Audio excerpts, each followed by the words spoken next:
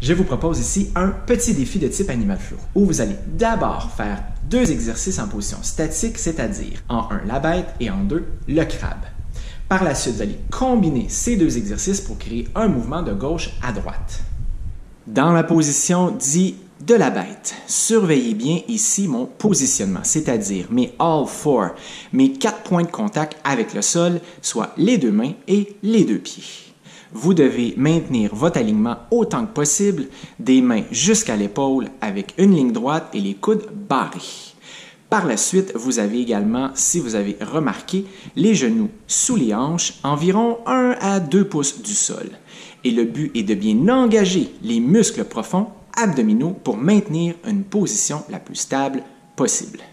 Par la suite, dans la position dite du crabe, encore une fois, surveillez bien les alignements au niveau des mains et des pieds, ainsi que de la position du bassin par rapport au sol.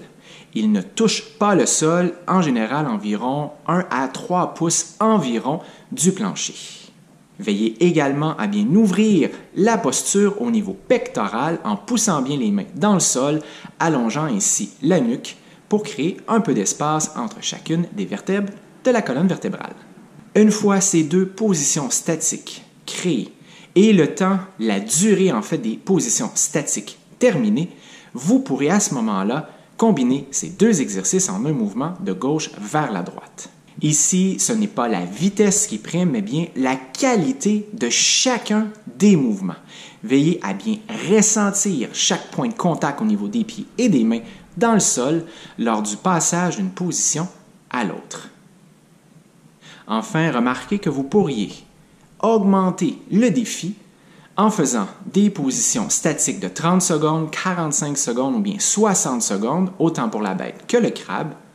Et au niveau des déplacements de côté, faites-en environ de 15 à 30 répétitions, vous assurant bien entendu de répartir équitablement le nombre de répétitions allant vers chacun des 2 côtés.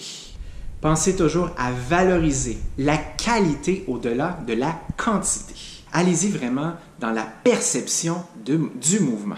Assurez-vous de bien ressentir chaque muscle en travail, de bien vous ancrer dans le plancher, dans la terre, dans le sol, et aussi de vous assurer de la qualité de votre souffle. Ne le retenez pas, mais respirez bien, calmement et profondément, autant que ça vous est possible, pendant tout le mouvement.